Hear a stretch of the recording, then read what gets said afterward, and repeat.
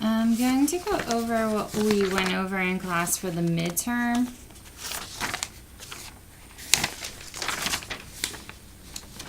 Starting with battery, which is intentional touching in a harmful and offensive way, in a way or manner. It requires an intent to touch and intent to harm, actual touching and actual harm. Tort, defined as a civil wrong other than a breach of a contract that allows a remedy.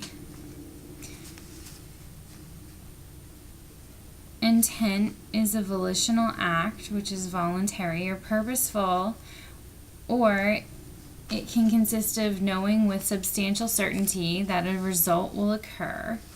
That comes from the Garrett case.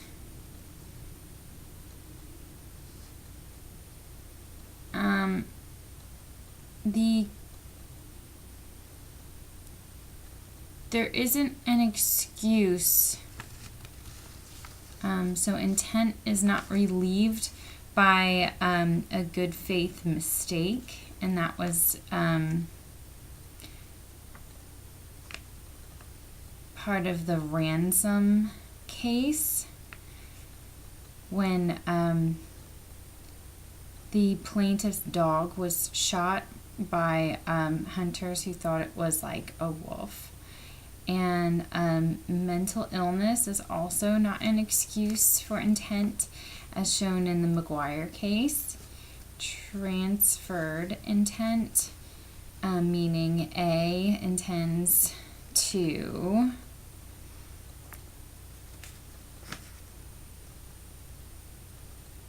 touch in a harmful or offensive way or manner. B, however, B moves out of the way and the actual touch and the actual harm is administered to C. That does not excuse intent. And intent is satisfied by contact with items that are so connected to the body as an extension of the body as to be customarily regarded as part of the other person, and that comes from the Fisher case, Fisher versus Carousel, when a server snatched a plate from Fisher, and a touch can also constitute a particle of cigar smoke if it's offensive to a reasonable person. Assault, in contrast to battery, which is intentional touching in a harmful and offensive manner, assault is an act to place the plaintiff in apprehension of imminent offensive or harmful contact, and the apprehension occurs. False imprisonment is the unlawful entrapment through force or threat of force that confines someone to a bounded area. Many jurisdictions require that the plaintiff is aware of the confinement. Moral persuasion is not enough to satisfy the force element through force or threat of force. That comes from the Hardy case. And the Parvey case is the case where the plaintiff must be aware of the confinement. He was hit by a car while he was intoxicated, and his confinement was being taken in a police vehicle to a country club and thrown out. The defendant who has a duty but doesn't provide a means to leave is confined for the element of confinement. And in the minority rule and in the restatement, the confinement has to occur for some time. Intentional infliction of emotional stress. The defendant acts intentionally or recklessly in an extreme and outrageous manner that causes severe emotional distress. Privileges. Just to read that again, the defendant acts intentionally or recklessly, and defendant's conduct is extreme and outrageous, and the conduct must be the cause of severe emotional distress. Privileges include consent, which is expressed or implied. Expressed as spoken or written, as seen in Lebowic's versus Bridges. Implied in the O'Brien case with a administering of a vaccination. Unconscious. Consent sometimes works, sometimes doesn't. And consent by fraud, which was expressed in the DeMay case, does not constitute consent. So unconscious consent in the Moore case with the ear patient who had the surgery performed to her left ear. When she was put unconscious, she thought it was going to be administered to the right ear. That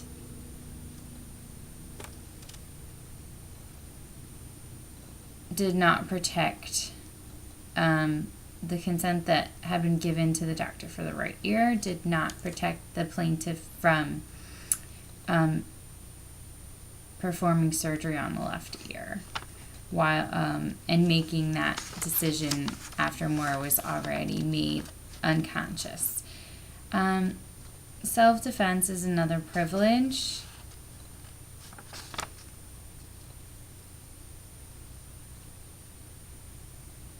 It has to be reasonable force that appears necessary, a reasonable belief that force is necessary, if it's mistaken, can still protect the person using reasonable force to protect him or herself, even if the reasonable belief was a mistake. Provocation has to be ordinary under the circumstances to allow the privilege of self-defense. And injury to third parties usually can be excused if the injurer was acting in self-defense toward another party. Class notes on the defense of property. No one can ever use deadly force to protect property. That comes from the Catco case where they use a spring gun and trespasser opens a door and a spring gun shoots off and takes out someone's knee. It's still deadly force, even if it was,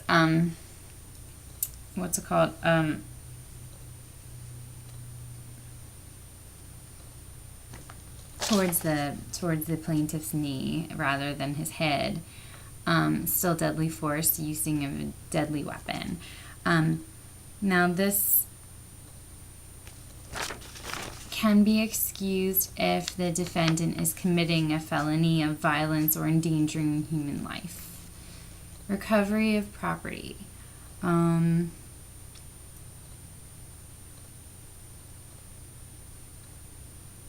Someone who has been dispossessed of property may use reasonable force to recover that property immediately after the dispossession. However, he or she may not use force, unnecessary force, or any force to recover property if any time has lapsed, and can't breach the peace or use unnecessary violence to recover your possessions. So the shopkeeper's privilege is sort of in that vein. The shopkeeper may detain a shoplifter for enough time to conduct an investigation. Some of the elements are that it occurs within the immediate vicinity of the premises. Required element is that the shopkeeper has a reasonable belief that the theft occurred. That was demonstrated in the Bonkowski case. And some jurisdictions require that the detention occurs for just enough time to conduct the investigation. Necessity for public necessity, that is, was demonstrated in the Sirocco case, and private necessity was demonstrated in the Vincent case. I'm going to be looking for those cases. Justification is the defendant's actions may be justified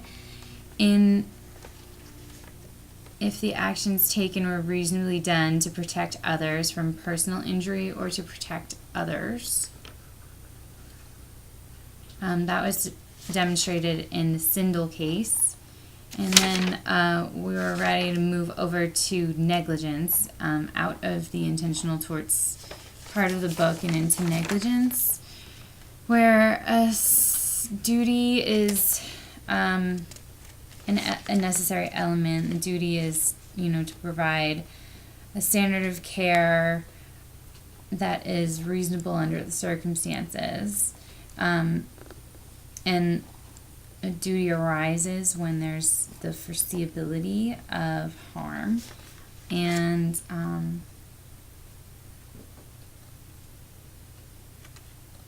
there is required to be a breach of that duty. That breach is supposed to cause damage, and that makes up the 4 elements: duty, breach, causation, and damage. Reasonable, prudent person is what would a reasonable person do under the circumstances. This is supposed to be an objective test, not a subjective test, as demonstrated in the Vaughn case. And the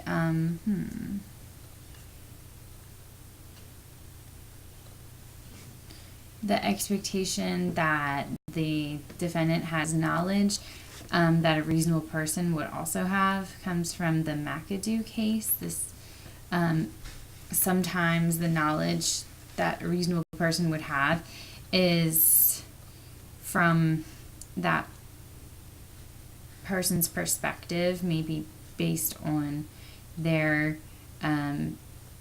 community, and that would be set forth in the community rule. And evidence of a reasonable, prudent person can be derived from a custom or an industry norm, but it's not necessarily conclusive. And reasonable, prudent person standard is relevant to the time and the place and the person. For example, in an emergency, we're not all expected to act as reasonably prudent people. As long as, and that can be a defense as long as the emergency is not of one's own making, which comes from the Cordes case. And physical characteristics can also impact a reasonable, prudent person because, for instance, a blind person may not act as a regular, reasonably prudent person. And for minors and children, there's a reasonable child standard of care for children of a like age, intelligence, maturity, training, and experience, unless the child at issue is operating, a motor vehicle or engaged in an abnormally dangerous activity. So the standard of care for professionals is a little different.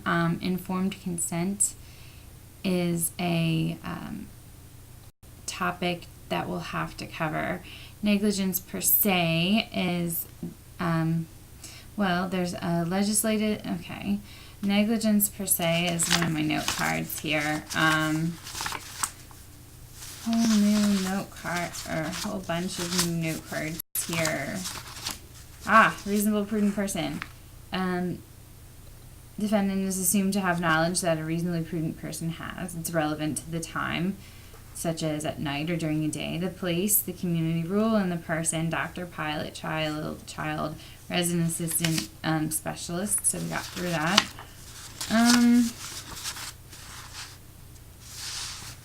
Let's talk about the what offensive contact is quickly.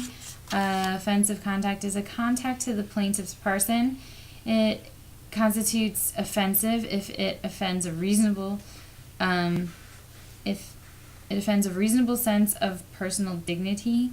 The contact must be of a character that would offend a person of ordinary sensitivity and be unwarranted by the social usages prevalent at the time and place at which the contact is made. Negligence per se. Statutes can establish a duty that, if broken by the defendant or the plaintiff in contributory negligence, can constitute a breach of that duty, leaving only cause and damage decisions upon the jury. So I made that up. Legislative intent must be to protect a class of which the plaintiff is a member. So that's a requirement of using negligence per se theory to establish a duty and a breach thereof. So again, if the party seeking to prove negligence per se,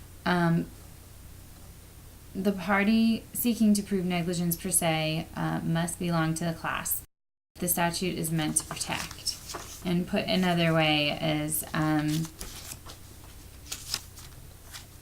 the law intends to protect the protected class. Plaintiff belongs to the protected class, and harm was of the kind meant to be prevented. That's a good point.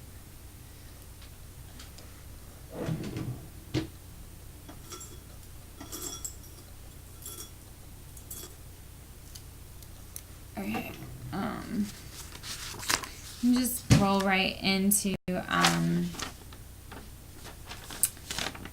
contributory negligence, which is where separate acts of negligence combine to produce directly a single injury.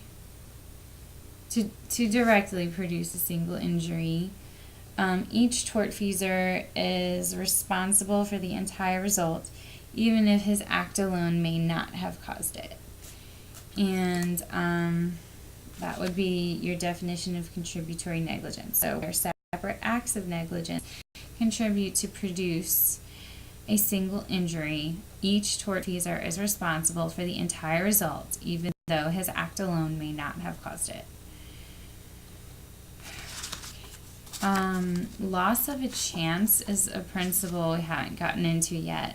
If the defendant's negligence is the cause of the plaintiff's reduction in a chance of survival, this is kind of referred to as loss of a chance, then the issue may go to a jury upon a less than normal threshold of proof if a witness can give testimony that and this is medical testimony, that a reduction in the chance of survival may have been, for example, from 39% to 25% chance of survival.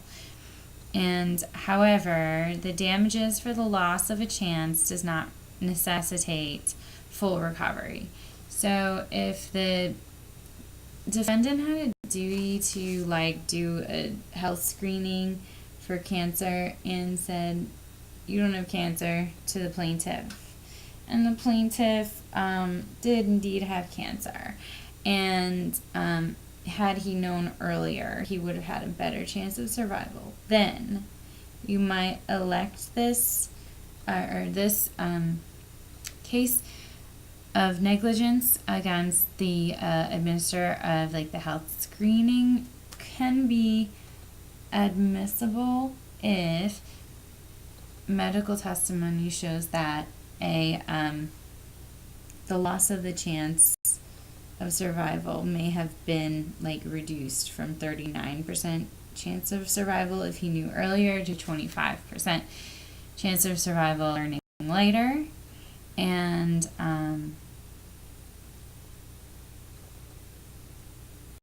the health practitioner isn't going to have to pay for like all of the plaintiff's like cancer treatment, only a portion thereof, because he's only responsible for the loss of a chance, say from 39 to 25. I mean, that is going to be a question for the jury to decide, and I really don't know what type of instructions they'd be given to make that type of a determination on damages.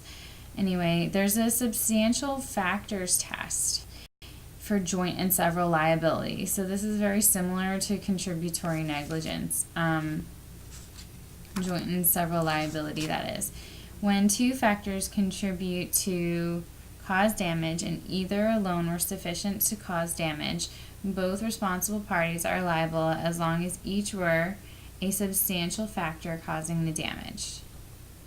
Again, two factors combine and cause damage, and either alone were sufficient to cause damage. Both responsible parties are liable as long as each were a substantial factor causing the damage. Now, if the injury was the result of one tortfeasor, the burden shifts to each tort or defendant to prove his negligence was not the cause of, if no defendant can meet his burden of proof, then all defendants are both liable. And this is Summers v. Tice. This is the case where we went quail hunting, and a bullet, even though both defendants were shooting the same quail, behind that quail was a person of the plaintiff who was hit by one bullet, and there was no evidence that could determine which defendant shot the plaintiff, so both became liable. However, this is different than, this is an applicability of joint and several liability, but it is distinguishable, because in joint and several liability, or even contributory negligence, you'll see that the substantial factor test is being applied, because those two factors have to combine to cause the damage, and either alone were sufficient to cause the damage, and both responsible parties are liable as long as each were a substantial factor causing the damage. However, if only one bullet killed the plaintiff, then each of the shooters were not a substantial factor. Only one of them was sufficient to kill the the plaintiff. So, in this one particular applicability, if the injury was a result of one tortfeasor, the burden shifts to each defendant to prove his negligence was not the cause of, and if no defendant can meet his burden proof, then both defendants are liable. And to hold otherwise, to place the blame or the burden of proof on the plaintiff versus the defendant would exonerate both defendants from liability. And in this case, you see that both defendants were being negligent. Let me read contributory negligence once again, where separate acts of negligence combine to produce a single injury. So this is a combining of two separate acts that both combined produce a single injury, then each tortfeasor is responsible for the entire result, even though his act alone may not have caused it.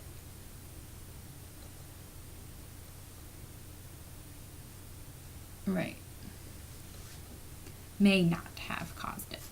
His act alone may not have caused it.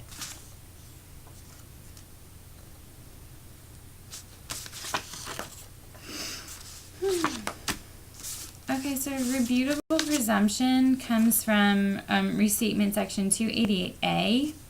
It's also known as an excused violation. This is used for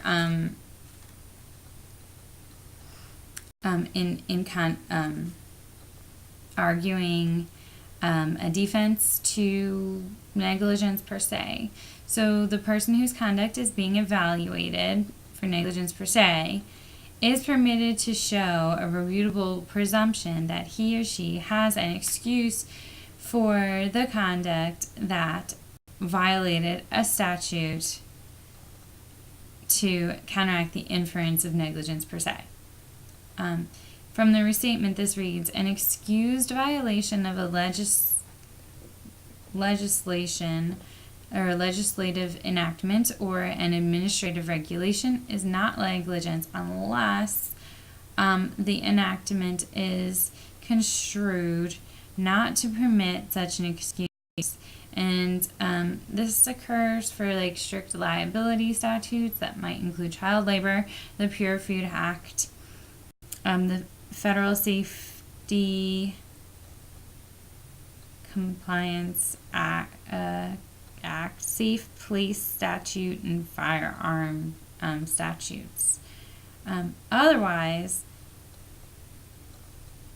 we can excuse a violation if the violator is like lacks capacity or even lacks knowledge of the statute, and or if it's an emergency of his own making.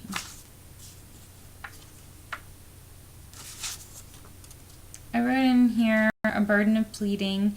The plaintiff has a burden to prove to the judge not to dismiss the case. This is also much like the burden to overcome a summary judgment. The standard for this is more probable than not. And then lastly, the pleadings or the discovery and the pleadings combined, and we present facts to the jury, the trier of fact, and that standard is a preponderance of the evidence.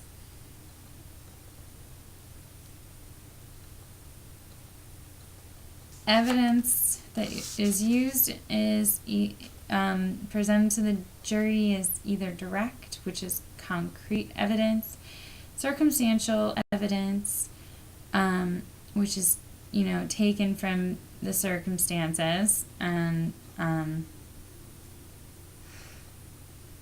res ipsa loquitur lastly.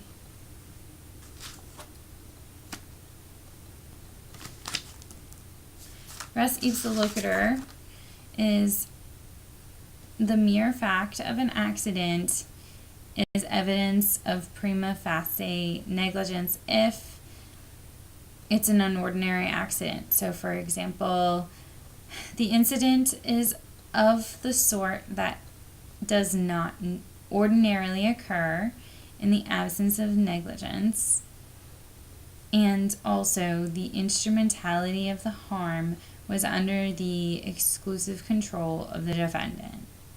And for example, this would be shown in a motor vehicle accident where only one motor vehicle is involved.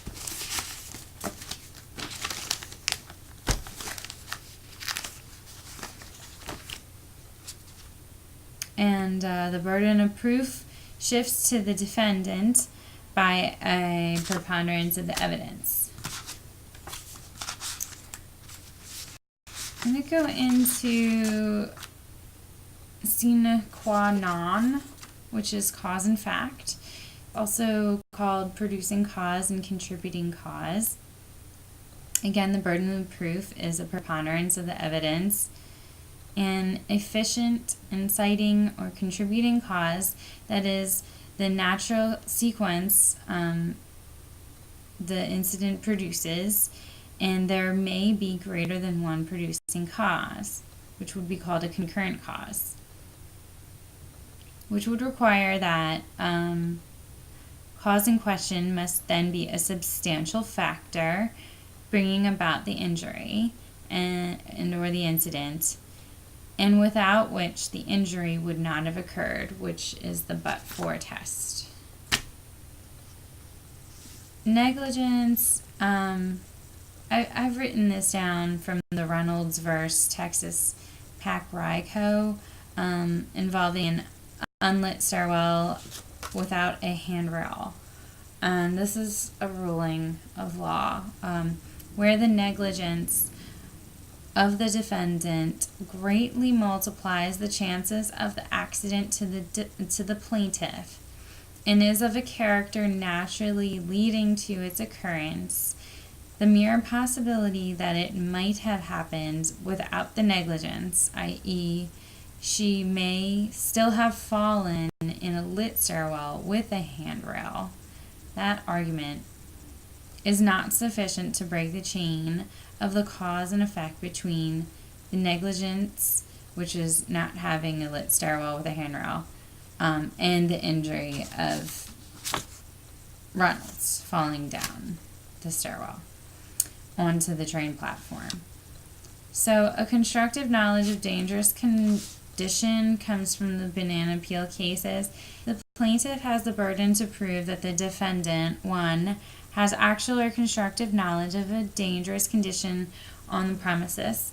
2, the condition posed an unreasonable risk of harm. 3rd, the defendant did not exercise reasonable care to reduce or eliminate the risk. And 4, the defendant's failure to use such care approximately caused the plaintiff's injury. Foreseeability as it relates to, a case where a child trespassed onto the land of a train and company and was injured on a turntable. The 5 factors from this case, this is the Crayon Bowl case, that are used to understand how foreseeable the injury may have come across to or been to the company consists of 5 factors. 1 being the character and location of the premises. Is it like right next door to a school? 2, what the purpose of the premises is.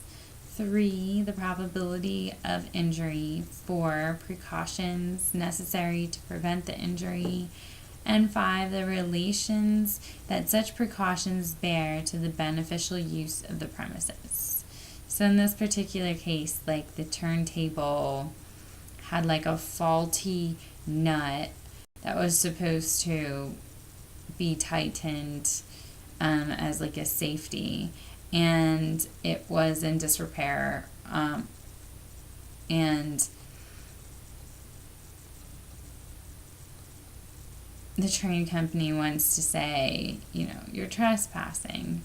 Do all things need to be 100% always in order to, in anticipation of a trespassing child? And, these are the factors that have to be considered in that, jury decision. Risk and utility balancing is from Judge Learned Hand in the Carroll Towing case. And this is another way to put the 5-factor test, except it's more applicable, not just to premises trespass, but largely in commercial operations. The burden that the defendant is expected to uphold or to undertake to prevent harm has to be less than, the expectant harm. Otherwise, it's not worth taking and it's not worth being in business. So the burden has to be less than the probability of harm times its cost, the cost of loss. And then there's this Fry test that came out and gets its basis in the Federal Rule of Evidence, Section 502. I think A and B, really. And so this Fry test is the criteria for admissibility for expert testimony in a court of law, which means that scientific evidence can only be admissible, argued before, and submitted to the jury if it's reliable and valid. So the validity is, again, held to a standard of a preponderance of the evidence. And part A is that the scientific knowledge must be derived from the scientific method. The work product has to amount to good science. And some characteristics of good science is published works, peer-reviewed works, and that the research existed, like as a field, for instance, before the case, and it wasn't like solely undertaken for the purposes of, providing evidence in litigation. And likewise, the scientist should be an expert in that field of science. Research, this is part B, research that to be admissible has to be helpful to the jury, and a claim, so, it either one has to claim to have caused the injury, and if such claim can't be made, then both of these elements are required. One, that the claim that there's a high likelihood of injury, and the claim that it more likely than not caused the injury, which in California that means that it has to be greater than the claim has to greater than double the chance of injury. So the example is from a case involving like birth defects, and if the research can show that taking this particular drug will double the chances of birth defects that upon like the test population versus the normal population, then it's admissible to a court of law. And that's all I have for right now.